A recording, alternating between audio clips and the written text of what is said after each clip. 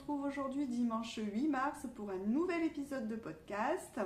Je suis Julie, j'ai la chaîne Une jonquille dans la rosée et la dernière fois qu'on s'était vu c'était pendant mes vacances au mois de février. J'avais tourné vers le 17 février, quelque chose comme ça, juste avant de partir au festival Entre-deux-Laines. Et du coup, ce sont les petites vidéos introductives que je vous ai insérées au début de ce podcast pour vous montrer un petit peu l'ambiance du salon, les différents stands. Voilà, c'était un salon qui était sur la commune de Portès, à côté de Bordeaux. J'y suis allée en covoiturage avec ma soeur et avec mon amie Caroline. Ma maman nous avait retrouvés là-bas parce que comme elle habite le sud de la France, elle avait pris le train. Et on s'est retrouvés là-bas pour le week-end. On en a bien profité. On avait le restaurant le samedi soir. Voilà, il n'y avait pas énormément d'exposants. C'était un petit salon en comparaison avec le Nitit. Mais ça m'a fait découvrir plein de stands que je ne connaissais pas. Et puis de toute façon c'est toujours une super ambiance. Il y avait un chapiteau qui avait été installé pour pouvoir faire des pauses, pour avoir le temps de se poser, noter dans le carnet les idées, regarder les gens dans les allées, s'inspirer de ce que les personnes autour de nous portent, beaucoup d'échanges, beaucoup de bonne humeur, et puis en plus on a eu une super météo. Donc voilà, pour le salon Entre-deux-Laines, il me semble que c'était la deuxième édition du salon, voilà, c'était un très très bon week-end où on s'est régalé. Alors, en ce qui concerne ce que je porte aujourd'hui, il s'agit du t-shirt After Beach de Émilie Louis, Atelier Émilie, que j'ai tricoté avec de la laine, un mélange mérino-tencel de chez Yarn by Simone. Voilà, je vous montre parce qu'il me reste un écheveau plein de la quantité que j'avais acheté lors d'un précédent Nitit. Effectivement, j'avais acheté 3 écheveaux puisque je savais que je voulais tester cette base sans savoir pour autant ce que j'allais tricoter avec. Et au final, le After Beach, il m'en est resté sur le deuxième écheveau qui représente 30 grammes à peu près sur l'écheveau de 100 grammes. Du coup, j'ai un écheveau plein. Et dans un écheveau plein, vous avez 333 mètres, ce qui fait qu'il me reste 130 grammes. Là, il va falloir que je réfléchisse pour les projets laineux printemps-été pour savoir ce que je vais faire avec.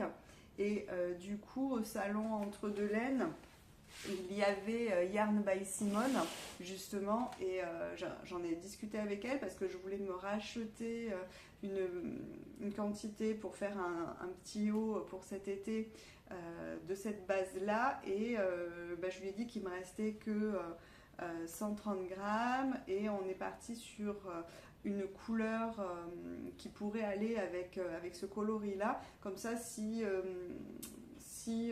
je veux faire un modèle avec des rayures par exemple, et je pourrais utiliser à la fois l'achat que j'ai fait pour mon projet tricot et le restant pour me refaire un haut et terminer mes restes. Voilà, donc écoutez, puisqu'on est en train d'en parler, je vais vous montrer le coloris que j'ai acheté pour aller avec celui-ci, dont le nom est Venus as a Boy. Voilà, je vous montre l'étiquette.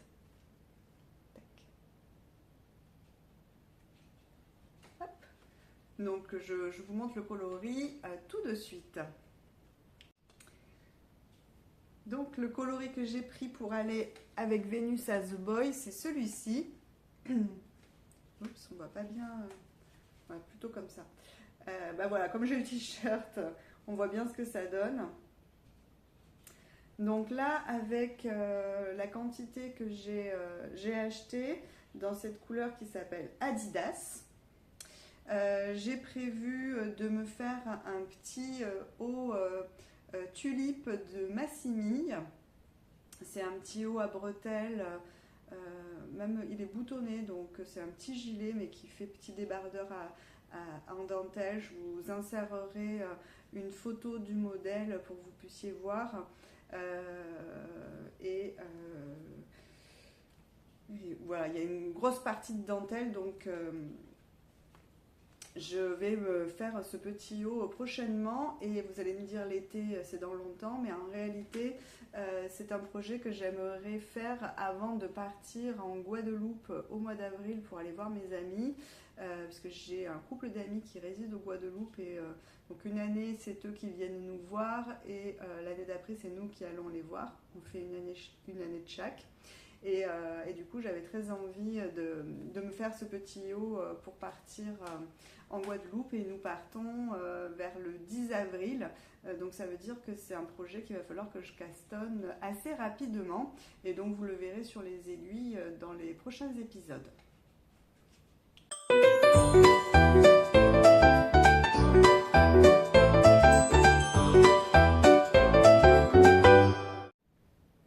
Alors donc on va rester sur un podcast classique. Je vais vous parler tout d'abord de mes encours tricot. Il n'y a pas de projet terminé depuis le dernier épisode.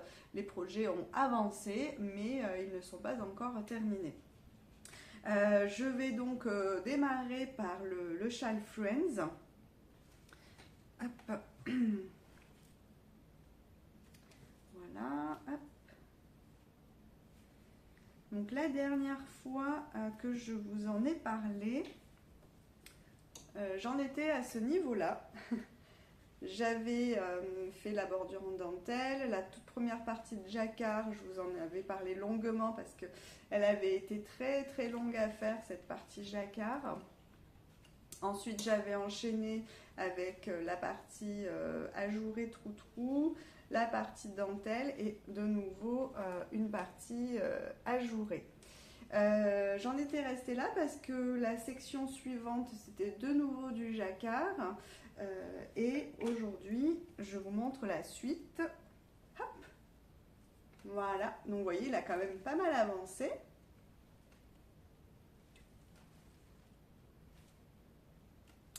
Alors donc on continue avec une autre partie jacquard. Donc c'était avec un nouveau coloris qu'on a inséré, un bleu turquoise. Voilà. Un bleu turquoise. Ensuite, on a une sorte de marron chocolat pour faire le jacquard.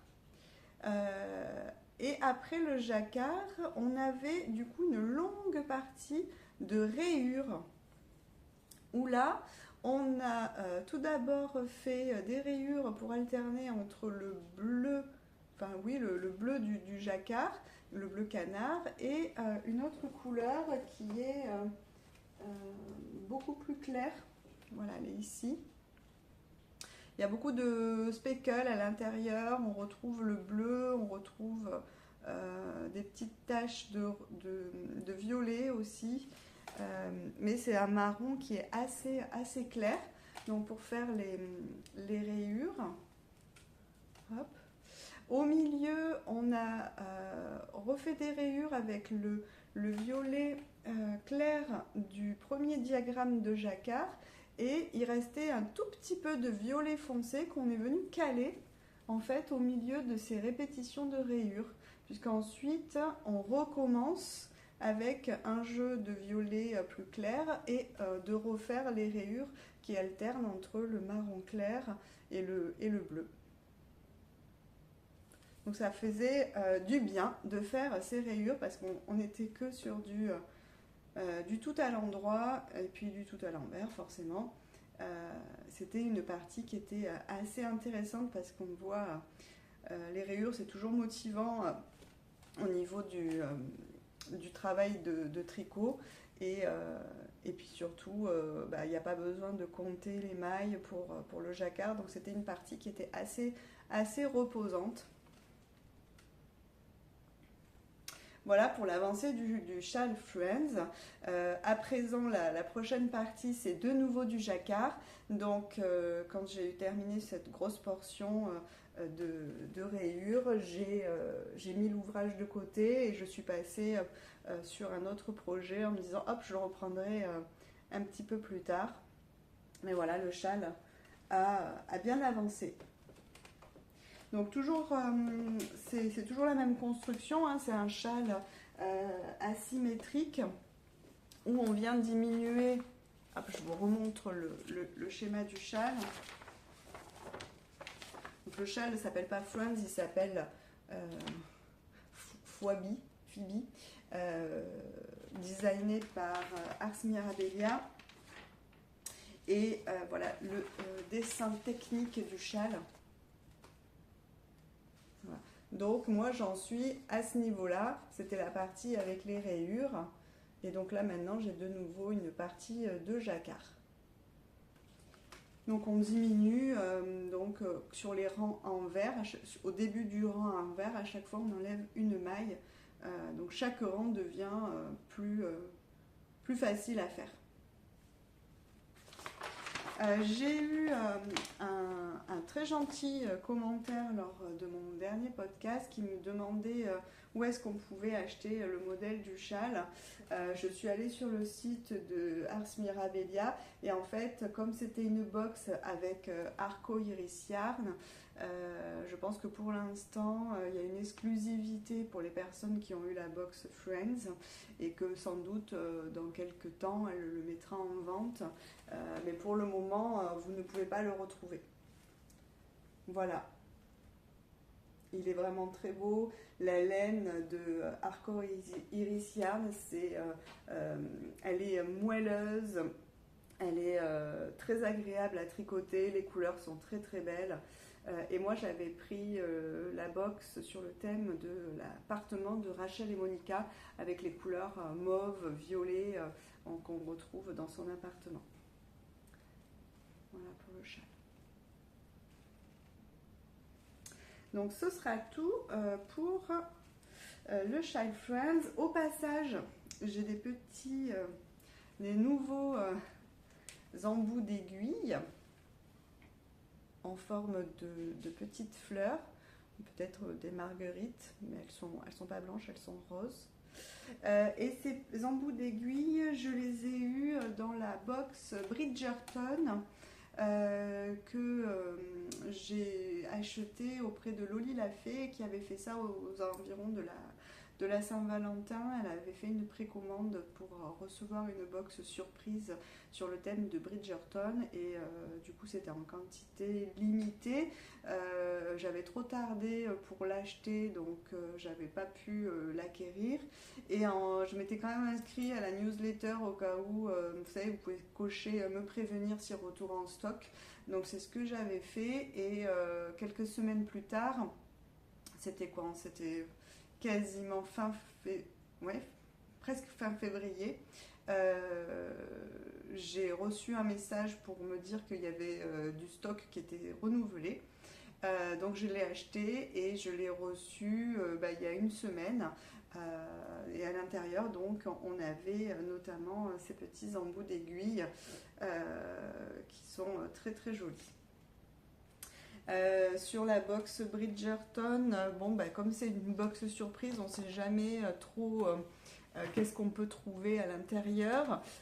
Il y avait, donc je savais que ce serait pour faire un accessoire, il y avait une pelote de mérino coloris sable et une pelote de mohair et soie de la même couleur pour aller ensemble, pour que ça se tricote ensemble.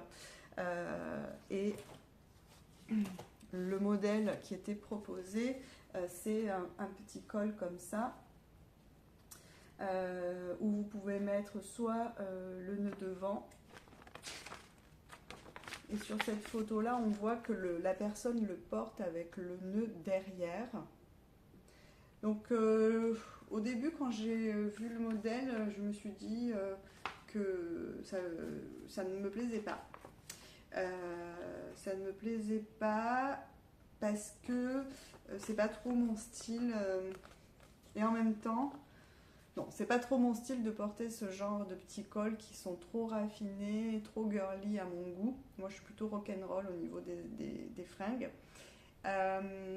Pour autant, la version avec le nœud dans le dos, ça pourrait faire penser à un petit col victorien à ce moment-là, et là peut-être que ça me conviendrait. Donc j'hésite entre utiliser les laines pour faire le projet, et si jamais ça ne me convient pas au final, ben faire un cadeau à quelqu'un à qui c'est le style et à qui ça ferait plaisir.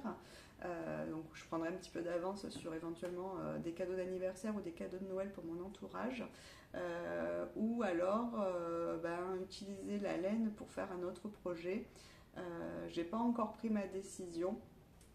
Dites-moi ce que vous en pensez, si vous avez un avis sur le sujet. Voilà, donc les couleurs sont passe-partout, donc c'est vrai que pour faire un cadeau, je risque pas de me tromper. Et puis ça reste un basique, donc en fonction de la tenue qu'on porte, si c'est peu importe la couleur, au final, on est sûr de pouvoir la sortir avec un maximum de vêtements. Donc voilà, j'hésite, je vais réfléchir et je vous donnerai des nouvelles de ce projet. Dans la box, on avait également des petits goodies, un petit carnet de notes avec l'écusson de Lady Whistledown. Et puis on avait un petit flyer qui fait penser justement au journal en question, où tout était expliqué sur le contenu de la box, et puis elle nous parle un petit peu des dernières nouveautés qu'il va y avoir sur le site Loli l'a fait, les modalités à venir, un petit motif à broder aussi. Enfin, ça c'était une super idée. Il y avait une recette. Lady Jacinthe a fait sensation lors de sa dernière soirée grâce à son délicieux cake au thé. Sa pâtissière nous en livre ses secrets. Et donc on a une petite recette pour aller avec. Donc au niveau de la présentation de la box en elle-même, ça c'était vraiment une idée très très sympa. Le goodies donc du bloc-notes aussi, ça sert toujours. Après on a eu une brosse également en cadeau, en bambou avec un motif floral. Donc ça, des brosses aussi, ça sert toujours, surtout que ma fille me pique tout le temps mes affaires. Et il y avait également un sachet de thé que je suis d'ailleurs en train de boire avec vous, aux notes de fruits rouges, donc vraiment très sympa. Mais comme toujours, quand on achète une box mystère, il y a quand même un aléa sur la couleur de la laine, puisque là, pour le coup, il n'y avait pas en fonction. Des fois, on a des moonboards pour pouvoir aller plutôt vers l'un ou vers l'autre et choisir un coloris qui vous plaît. Là, il n'y avait pas de choix, donc il y avait un aléa sur la couleur et un aléa sur le modèle d'accessoire qui allait où je vais arriver, que vous alliez retrouver à l'intérieur de la box. Donc je pense que c'est pour ça que la couleur qui a été mise à l'intérieur est plutôt neutre, pour que ça puisse plaire à un plus grand nombre. Voilà. Puisqu'on est en train de parler de couleurs, au salon Entre deux laines, j'ai fait un atelier colorimétrie. Et c'était très sympa, ça durait 30 minutes. Je bois une petite gorgée. Ça durait 30 minutes. Et vous savez, on vous met devant un miroir et la personne qui vous fait l'atelier colorimétrie vous met plein de petits carrés de tissus de couleurs différentes pour vous montrer ce qui fait ressortir les cernes, ce qui au contraire illumine votre visage. Et donc le critère, c'est la couleur de la peau, la couleur des yeux et les cheveux aussi. Et donc, forcément, il y avait des couleurs où j'ai pas été étonnée. Et des nouvelles couleurs aussi qui me permettent du coup de diversifier mes achats de laine ou de tissus pour les projets à venir.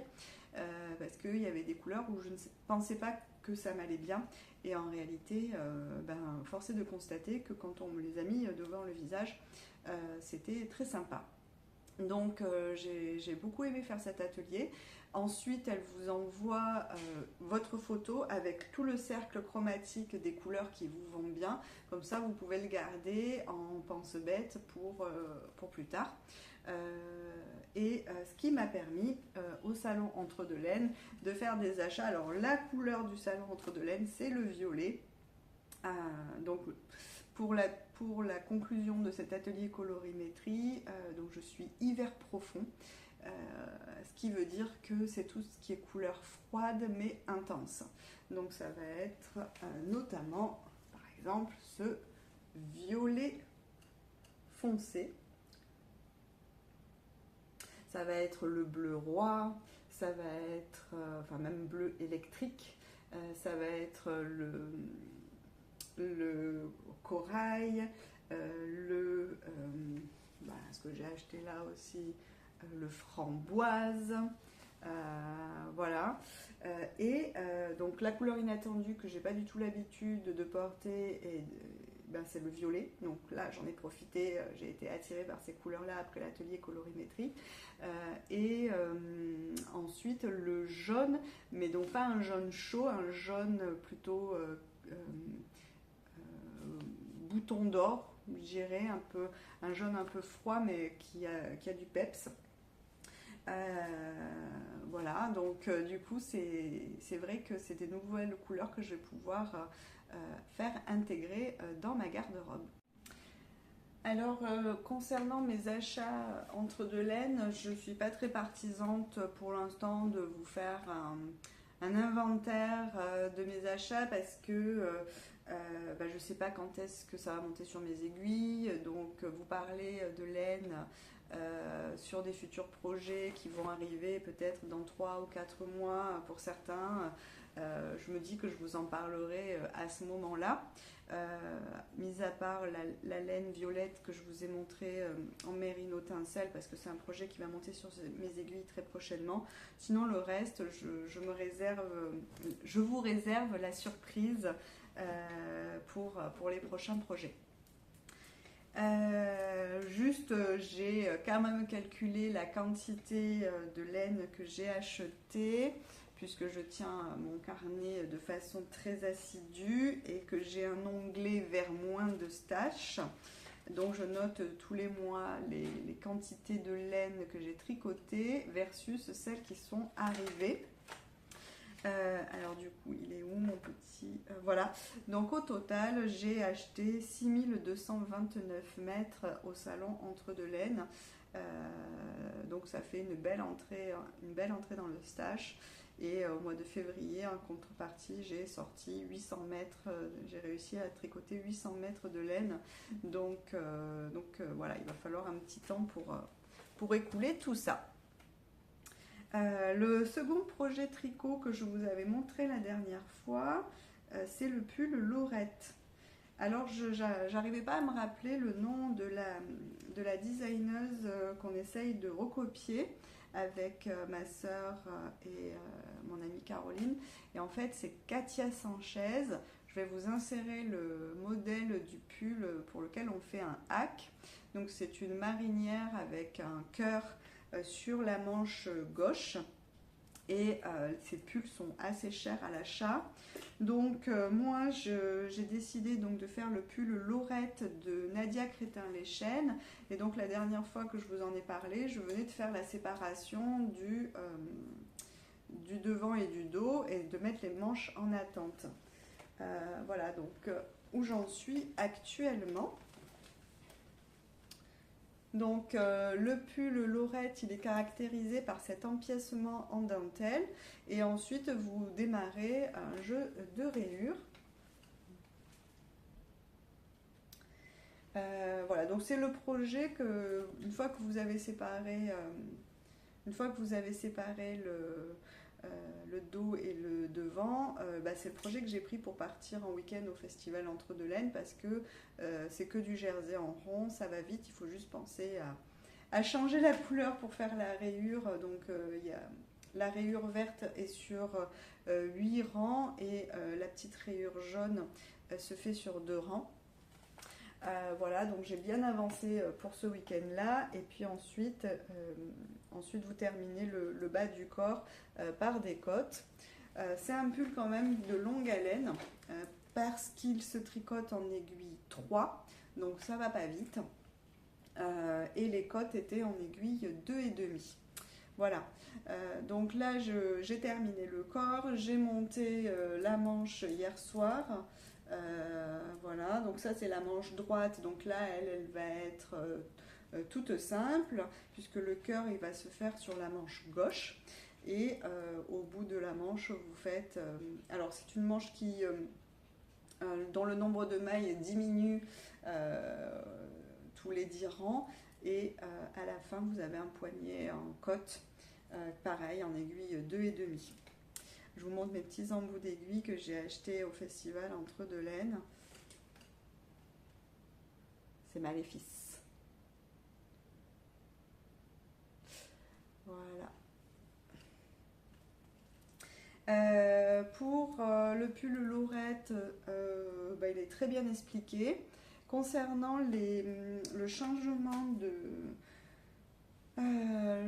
de couleur, donc moi j'utilise, il est où mon changement? Il est là. Donc je vous montre le résultat. Donc vous savez que pour éviter, comme on tricote en rond, pour éviter qu'il y ait un petit escalier au début de chaque rang, eh bien il existe plusieurs techniques. Moi j'utilise la technique où vous allez chercher, vous changez la couleur, vous faites un tour complet et à la fin de la couleur vous allez chercher la maille du rang d'en dessous, vous la montez sur votre aiguille gauche et vous tricotez du coup cette maille là avec la première maille ensemble et du coup ça vient un petit peu diminuer l'effet escalier du changement de couleur. Voilà. Donc pareil, et puis là vous avez le même système sous la manche que je continue de faire. Vous avez Alice Gerfaux qui a fait dernièrement une petite vidéo tuto sur les différentes façons, puisqu'il existe, elle a présenté 2 ou 3 méthodes différentes. Il existe différentes façons pour changer de couleur dans les rayures, et sa vidéo elle est bien faite, elle vous explique bien. Donc, si vous voulez aller voir cette vidéo aussi, n'hésitez pas. Sur le modèle, j'ai rien de spécial à dire. C'est une laine, un mélange 80% mérino, 20% soie. Donc il y a quand même un petit peu de drapé, ça glisse pas mal. Et c'était des laines que j'utilise de cette filature là, donc c'est des laines que j'avais achetées au Knit It, Irish Fairy Tale Yarns. Enfin, c'est étranger. Et puis la rayure, c'était dans mon stock, c'est des laines que j'avais achetées lors d'un voyage en Écosse il y a quelques années de ça, et il me restait une pelote de ce coloris. Voilà pour le pull Laurette. Je pense que la prochaine fois, l'objectif c'est de vous le montrer terminé. Voilà, pour le prochain podcast, le pull Laurette sera fini, le châle Friends sera également terminé. Voilà, c'est les objectifs, c'est là de terminer au mois de mars ces en cours pour pouvoir castonner au mois d'avril plein de nouveaux projets et démarrer de nouvelles choses. Qu'est-ce que je voulais vous dire de plus sur le pull Laurette? Non, je pense que c'est bon. Ah si, la partie du cœur, on a plusieurs solutions qui s'offrent à nous. Soit on fait du duplicate stitch une fois que la manche elle est faite, mais du coup ça va venir ajouter une petite épaisseur. Soit on fait de l'intarsia en rond. que je n'ai jamais fait. Donc c'est une nouvelle technique qu'il va falloir que j'apprenne. Et là, à ce moment-là, ça se fait au moment du tricot. Vous faites la grille de jacquard classique, mais j'ai jamais fait ça. Donc je vous ferai un retour une fois que je serai arrivée au modèle. Pour ce pull, donc mon amie Caroline, elle a choisi de faire le pull Luz. Je vais vous insérer une petite vidéo de l'avancée de son pull pour que vous puissiez voir. Et il est également très très beau. Elle l'avait pris pour le festival Entre Deux Laines. Et ma sœur, elle va faire avec la base du modèle. Le modèle de Marie-Christine Lévesque qui s'appelle Croisière. C'est le modèle avec la marinière qui est sorti dans un des livres de Marie-Christine Lévesque, mais que vous pouvez également retrouver sur sa page Ravelry. Le projet chaussettes à rayures de ma nièce n'a pas énormément avancé. Je n'y ai pas touché en fait depuis 15 jours quasiment. J'avais fait un petit peu j'avais un petit peu avancé avant de partir au festival Entre Deux Laines. Quand ma soeur est arrivée le soir en papotant, j'avais avancé un petit peu les rayures. Mais depuis, j'y ai pas touché. Donc je suis toujours sur la première chaussette. Donc pour rappel, c'est une laine auto-rayante. Le caquet est ici. C'est une laine auto-rayante et j'utilise un reste de chez Arcoiris Yarn de la box Stark du Nord de Game of Thrones il me restait 50 grammes, donc je m'en sers pour le contrastant, donc les côtes, le motif de jacquard. Je vais m'en servir pour le talon et la pointe, et du coup je fais la version des chaussettes du livre Chaussettes Pop à tricoter de Charlotte Stone, et c'est le modèle Nuit étoilée, il me semble. Oui, c'est ça. C'est le modèle Nuit étoilée et il s'agit d'un cadeau pour ma nièce pour lui faire une paire de chaussettes d'équitation. Voilà, donc ça pour l'instant ça n'a pas beaucoup avancé parce que je sais qu'elle est elle est née le 27 avril, donc je n'ai pas trop la pression, mais je vais m'y remettre également pour pouvoir les terminer. Donc j'espère également pouvoir vous montrer ce projet terminé pour le podcast que je vous tournerai à la fin du mois de mars pour vous montrer tout ça. Le petit renard, le petit doudou renard au tricot dont je vous avais parlé la dernière fois n'a pas été avancé, donc ça sert à rien que je vous le montre. Dernier point que je voulais vous raconter. Donc, au festival Entre Deux Laines, le soir, on est allé manger au restaurant. C'était à 5 km du lieu du festival. Ils avaient un peu privatisé une auberge pour nous faire manger. On était quand même nombreuses. Je pense qu'on devait bien être 80, quelque chose comme ça. Et on était assis sur des grandes tablées, tout le monde avec son tricot en train de papoter. On a fait la connaissance du coup d'autres tricoteuses, et notamment il y avait une dame qui se tricotait un pull avec un mélange de laine assez étonnant. Elle avait un genre de blanc beige, donc voilà, une laine un peu toute unie. Et elle avait utilisé un mohair très chamarré, très coloré, avec plein de speckles, voilà. Et ça rendait super bien. Donc moi, ça tourne-boulet comme ça pendant toute la nuit du samedi au dimanche. Et vous savez que dans les prochains projets que je dois monter sur mes aiguilles, je dois faire le pull cannelé de Loli Lafay pour aller avec ma deuxième photo de look.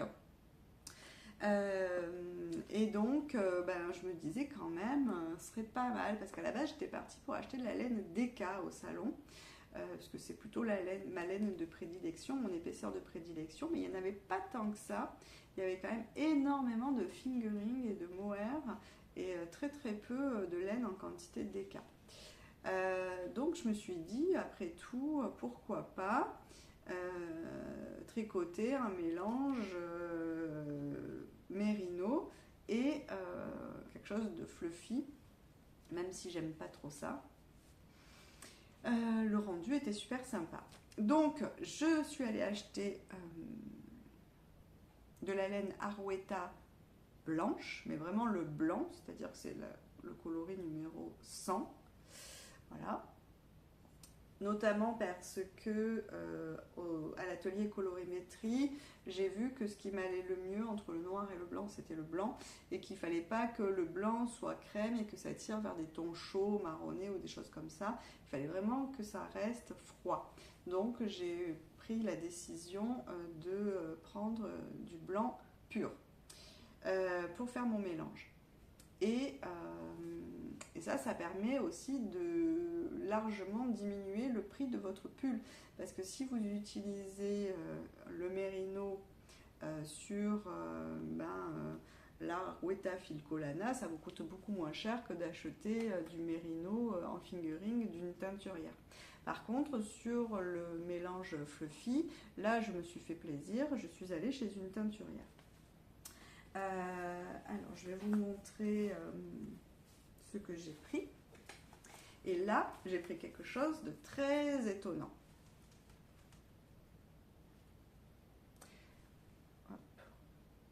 Puisqu'il y a vraiment des couleurs roses, violet à des endroits, un peu moutarde ici. Donc les chevaux, il est quand même assez coloré, il n'est pas du tout uni. D'habitude, quand on achète son mérino et son mohair, on essaye que ça matche et que ça se rapproche le plus possible. Et il est vrai que quand vous tricotez avec un fil fluffy, eh bien c'est cette couleur-là qui va dominer. C'est toujours comme ça, c'est toujours votre mélange dufteux qui va prendre le dessus par rapport à votre fingering. Donc j'ai tenté le coup.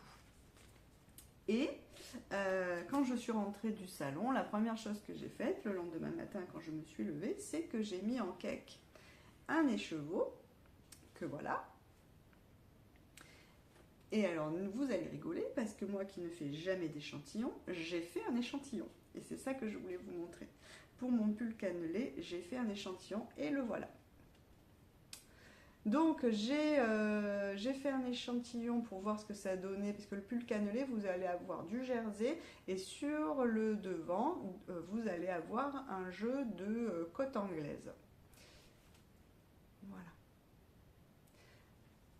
Et je suis absolument conquise par le résultat de mon échantillon.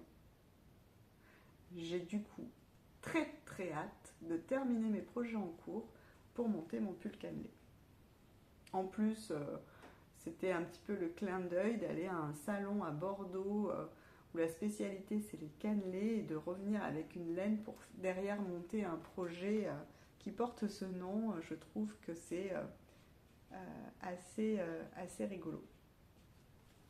Voilà, donc du coup j'en ai profité parce que à la base j'ai fait l'échantillon juste pour voir le rendu du mélange des deux laines et au niveau du jersey et au niveau du point de fausse côte anglaise.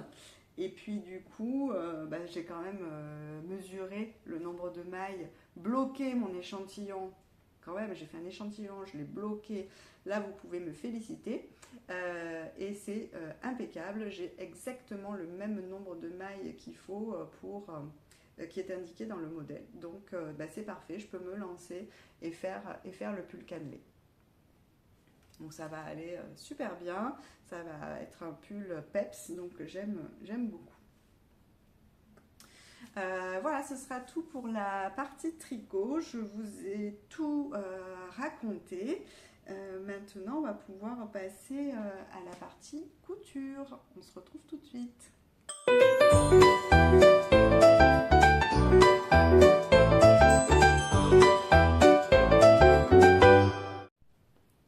Depuis quelques jours, le soleil est revenu et ça nous fait énormément de bien au moral. Le week-end dernier, j'étais à la campagne, on a jardiné, on a commencé à réfléchir pour le potager 2026 pour améliorer un petit peu la production. Donc on a investi dans l'acquisition d'une serre pour avoir plus de chances de notamment faire des tomates, puisque ma maison de campagne est en altitude, à presque 1000 mètres d'altitude. Les nuits sont assez fraîches et du coup, sans serre, mes tomates mûrissent quasiment fin août. On en profite pendant un mois jusqu'à fin septembre, et puis après c'est fini parce qu'il refait de nouveau des gelées matinales et les plants n'y résistent pas, alors que ma petite voisine qui elle a sa serre, elle a des tomates jusqu'au mois de novembre. Donc cette année on a pris la décision de passer le cap et d'investir dans une serre pour le potager. Donc là, ça va être une grosse amélioration. Je vous montrerai un petit peu l'évolution, puisque là, ça y est, on commence à réfléchir. Le week-end prochain, il va y avoir les premiers semis. Premiers semis pour les futurs plants. On va commencer à remettre en forme les carrés potagers. Moi, dans mon potager, j'ai un système de carrés potagers, donc j'ai des bacs en bois remplis de bonne terre que j'alimente chaque année avec du compost, du fumier. Donc je ne suis pas à ras le sol, mais il y a ça de hauteur sur les carrés potagers. Ça permet de délimiter, comme ça quand on passe à la tondeuse, il y a la zone qui est bien délimitée, on ne risque pas d'endommager les plants. Et puis surtout, je trouve qu'avec cette méthode, les limaces montent moins sur les... Je trouve que j'arrive mieux à réguler les mauvaises herbes, les indésirables, les limaces dans cette méthode de culture. Voilà, je pense chacun doit tester sa propre méthode. Moi, c'est celle-là qui me convient bien. Donc là, on devrait être livré, je pense, dans le courant de la semaine prochaine. Donc le week-end prochain, si on est livré, on va avoir un week-end chargé en montage, préparation et montage de serre, préparation aussi pour installer l'arrosage automatique. Voilà, donc là c'est le printemps, les crocus étaient en fleurs, les primes verts aussi, ça fait plaisir. Là sur la terrasse aussi, le camélia il est en fleurs. Enfin voilà, tout est en train de bourgeonner à fond et ça fait du bien. Du coup, là j'ai eu envie de changer la déco, parce que j'aime bien fonctionner sur une déco saisonnière. Jusqu'à présent, j'avais mes coussins en mode hiver, station de ski, les mugs sur mon étagère à mugs, c'était également encore le Père Noël avec les bonhommes de neige. Donc là, j'avais eu envie de tout ranger ce week-end. Donc je vais vous insérer une petite vidéo avant-après de mon étagère à mugs et je vous retrouve juste après pour la suite. Donc là aujourd'hui, l'idée c'est de changer la décoration de l'étagère à mugs pour retirer les tasses d'hiver et de Noël et installer les tasses de printemps. Donc on va pouvoir enlever tous les mugs à thème. Voilà, il y en a certains qui vont rester, mes mugs Friends Central Park vont sans doute rester. Et puis j'avais fait l'acquisition de cette tasse là il y a quelques jours, enfin il y il y a 15 jours, je vous l'ai présentée. Donc celle-ci, bien sûr, elle va rester pour le printemps. Le Père Noël va partir. Et celle-ci, c'est la tasse que j'ai reçue dans la box Bridgerton qui a été faite par Loli Lafay, dont je vous parlerai également. On va enlever au-dessus également la décoration du petit gnome de Noël, la boîte de Ferrero Rocher qui est à présent vide. Et on va partir sur une décoration de printemps. Je vous montrerai ça une fois le résultat terminé. Et voilà le rendu final de la nouvelle décoration pour passer en mode printemps, voire printemps-été. Donc j'ai changé les mugs, j'ai installé, j'ai ressorti mes collections. Donc au milieu il y a une tisanière, j'ai laissé donc mes tasses Friends. On a de nouveau au milieu une tisanière que j'avais achetée au musée Van Gogh à Amsterdam, la tasse de mon mari et une autre tasse petit lapin de Villeroy et Boch. Voilà, et la décoration au-dessus. Donc j'ai installé une petite aquarelle que j'avais faite quand j'étais allée à l'île de Ré. Donc c'était un des paysages d'Ars-en-Ré, une petite boîte à thé que j'avais ramenée du Japon, mon petit lapin au tricot qui va bien avec le thème de Pâques et une petite structure oui, un bois mélaminé qui représente une serre qui fait penser un petit peu aux serres de Lyon et un petit chat en tissu que ma maman m'avait cousu qui vient compléter. Je trouve qu'il manque un petit truc devant le cadre, voir si j'arrive à... J'aurais bien aimé mettre une petite poule. Donc je vais voir si j'arrive à trouver quelque chose pour compléter la décoration de cette étagère printanière. Voilà pour cette présentation de ma nouvelle décoration d'étagère à mug de printemps.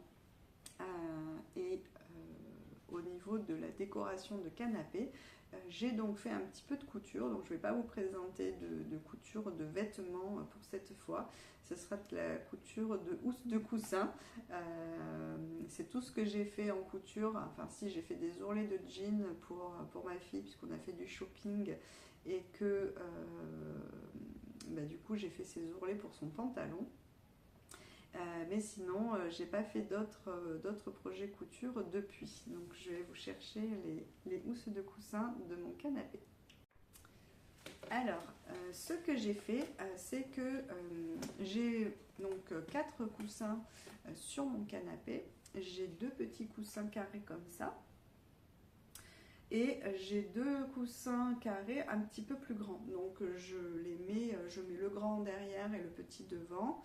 Et ensuite, de chaque côté du canapé, comme ça vous avez le binôme de coussins. Donc j'ai enlevé la taie d'oreiller du petit coussin, j'ai pris ses mesures et donc je suis partie sur 2 petits coussins printaniers avec une couleur un peu peps.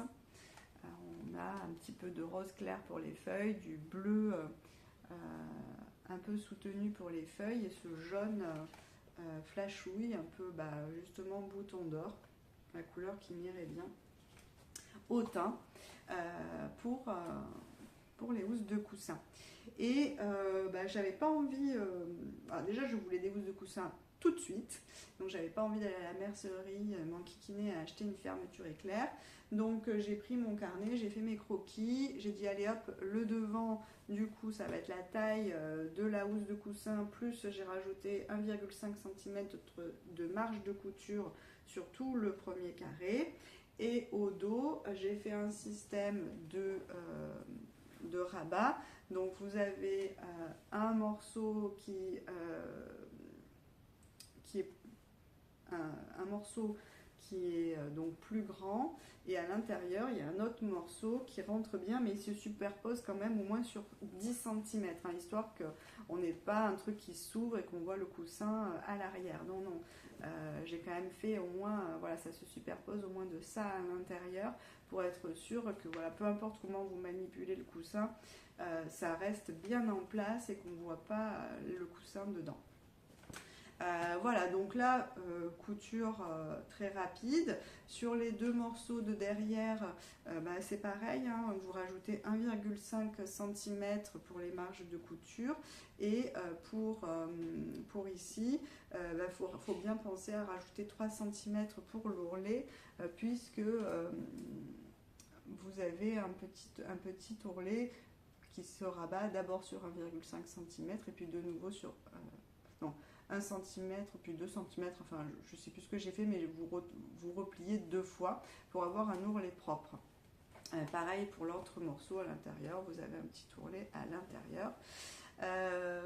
Voilà, donc la première paire de coussins assez basique. J'ai utilisé un coupon que j'avais. Là, Caroline, si tu regardes cette vidéo et que tu peux me mettre un petit commentaire si jamais tu sais d'où ça vient. Je ne sais pas si c'est moi qui avais acheté ce coupon ou si ça vient des coupons que tu m'as donnés la dernière fois quand tu as fait le tri dans ton placard.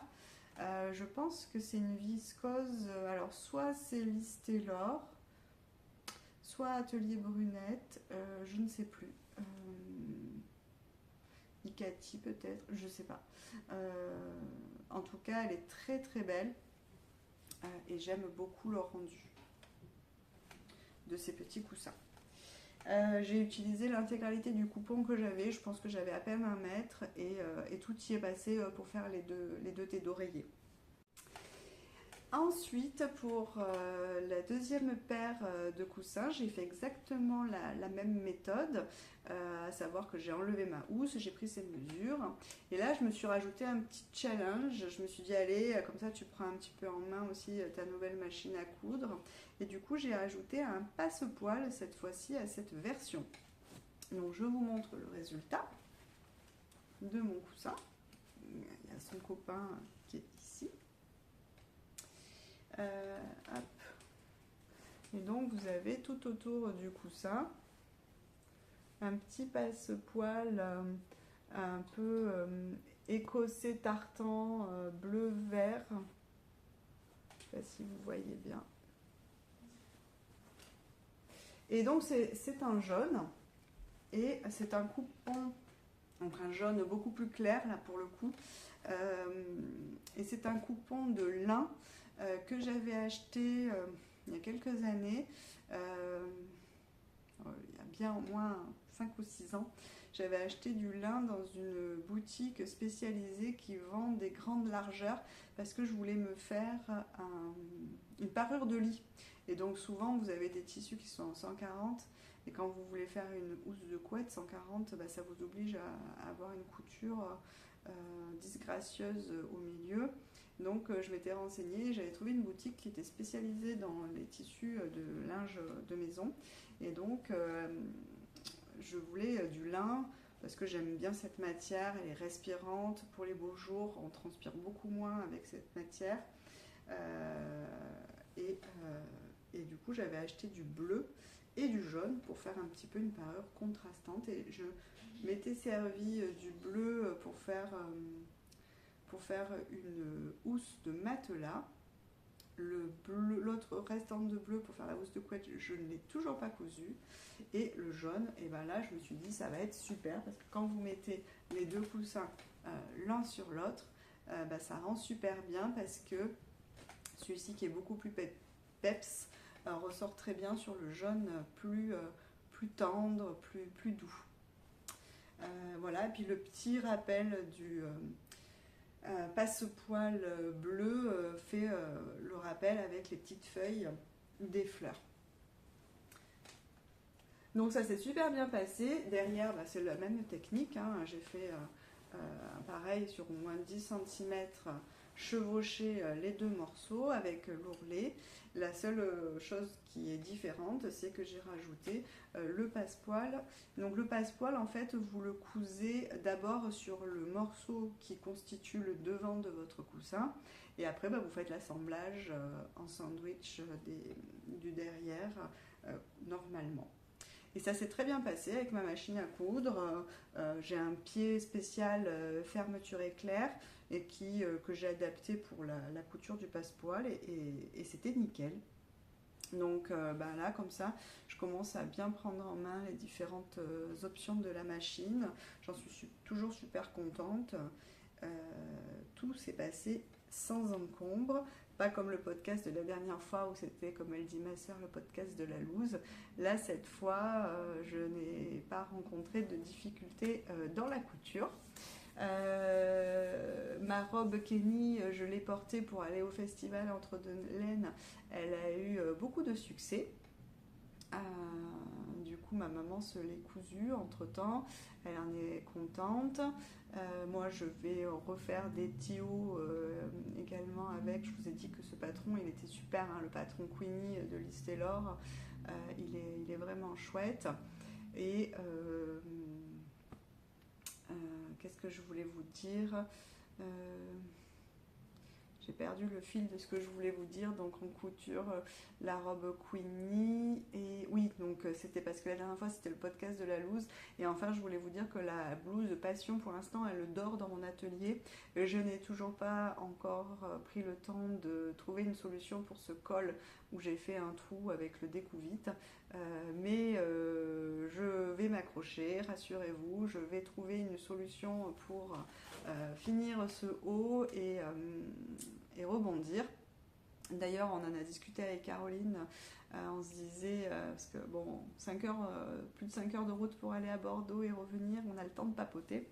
Et en couture, on se disait qu'on avait bien envie d'utiliser un peu le livre qu'on s'était offert il y a quelque temps de Atelier Scanit sur ma blouse sur mesure, où vous avez à l'intérieur un patron de base et on vous apprend à faire plein de petites options de col, de finition, de boutonnière, de manches, etc. Et pour l'instant, ce livre, on ne l'a pas du tout utilisé. Donc là, on a pour projet au moins de commencer avec le patron de base pour voir un peu ce que ça donne et derrière d'essayer de faire des ajustements pour commencer à enfin utiliser ce livre qui a l'air très bien et qui dort dans notre placard. Je regarde si j'ai d'autres choses à vous raconter sur mon carnet. Donc les coussins, entre deux laines, on en a parlé. La colorimétrie également. Ah oui, je voulais vous montrer une acquisition que j'ai faite chez Flying Tiger. Alors bougez pas.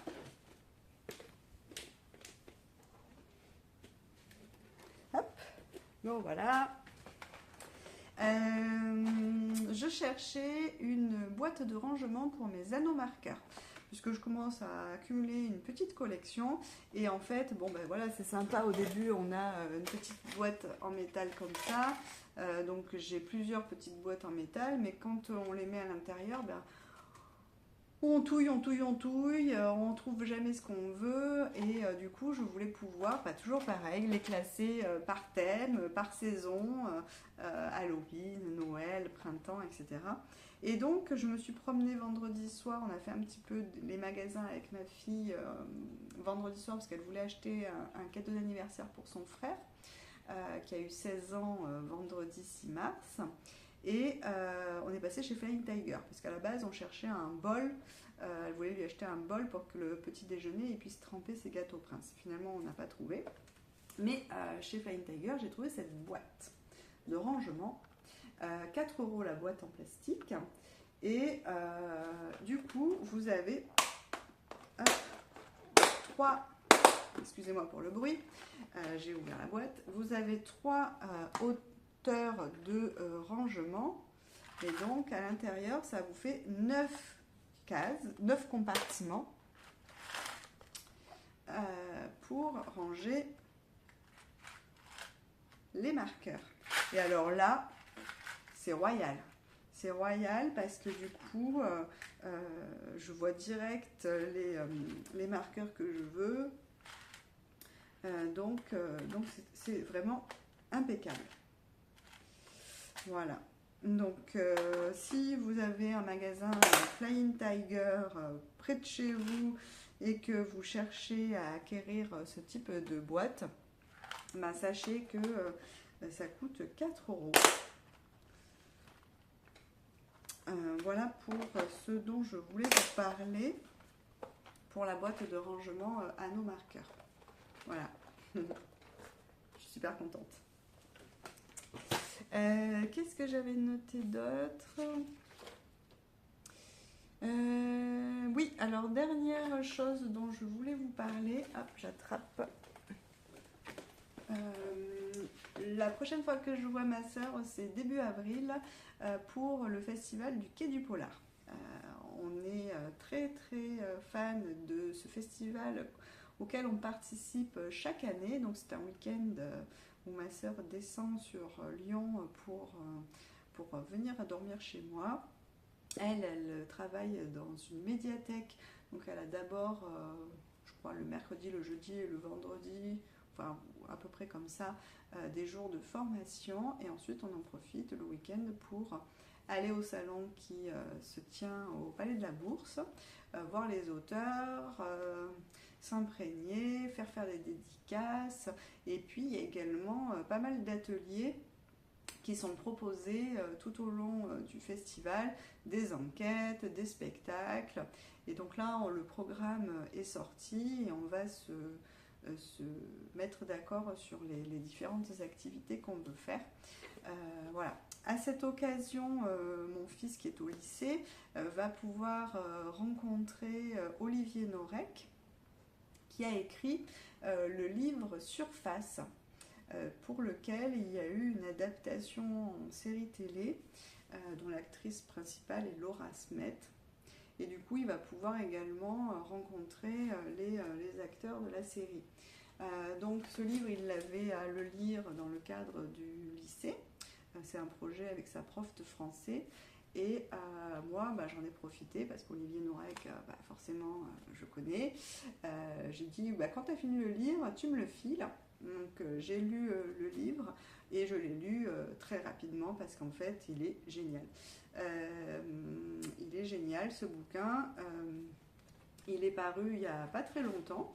Je pensais qu'il était plus ancien que ça, mais il est paru à l'automne 2025, il me semble. Parution. Non, juillet 2025. Donc il n'est pas très volumineux en nombre de pages, ça se lit assez vite. On a moins de 400 pages, 390 pages à peu près. Et donc c'est super sympa, ça vous tient en haleine. Moi je l'ai lu très vite, en 4 jours, je crois, juste dans les transports en commun. Et donc pour la petite histoire, il s'agit d'une flic qui dirige la brigade des stupes à Paris. Elle a malheureusement un accident lors d'une intervention. Elle reçoit une balle d'un fusil à pompe, il me semble, en plein visage, qui la défigure sur la moitié du visage. Donc après elle est hospitalisée, elle s'en sort, mais il y a des séquelles forcément psychologiques, pour arriver à se regarder dans le miroir. Et du coup après, au niveau de la brigade, ils se disent est-ce qu'on la fait revenir, est-ce qu'on la fait pas revenir, est-ce que les gens vont encore avoir envie de travailler avec elle, ça va pas rappeler des mauvais souvenirs, etc. Et donc ils l'envoient un petit peu au vert, comme on dit, ils veulent s'en débarrasser gentiment, et ils l'envoient dans un village, il me semble que c'est en Ardèche, par là-bas, Ardèche, je crois bien. dans un commissariat où il se passe jamais rien. Et grosso modo, elle doit faire un rapport pour savoir si le commissariat doit être fermé ou s'il y a suffisamment d'activité pour le maintenir. Et puis, évidemment, sinon il n'y aurait pas de bouquin, il va se passer un événement dans ce village avec une enquête un petit peu sous forme de cold case, où il va falloir démêler une intrigue qui date de très très longtemps. Et c'est super bien écrit, l'histoire est très sympa, franchement à la fin il y a une pirouette et je m'y attendais pas du tout, donc c'est pas le genre de bouquin où vous savez tout de suite qui va être le méchant de l'histoire. Donc si vous aimez les polars et que vous aimez Olivier Norek ou pas, je vous recommande cette lecture. Voilà, donc je vous ferai un petit retour de notre week-end du Quai du Polar, je vous en parlerai également. Donc ce podcast va se terminer pour aujourd'hui.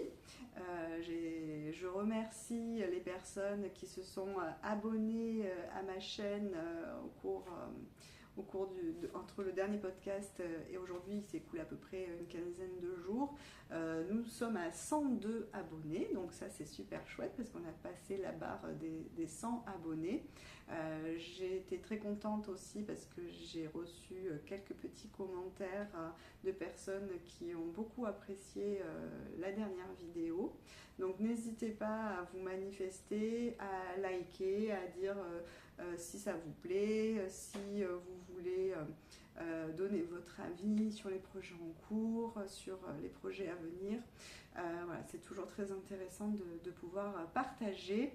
C'est pour ça qu'on fait ces vidéos, c'est pour qu'il y ait des échanges et que ce soit enrichissant pour tout le monde.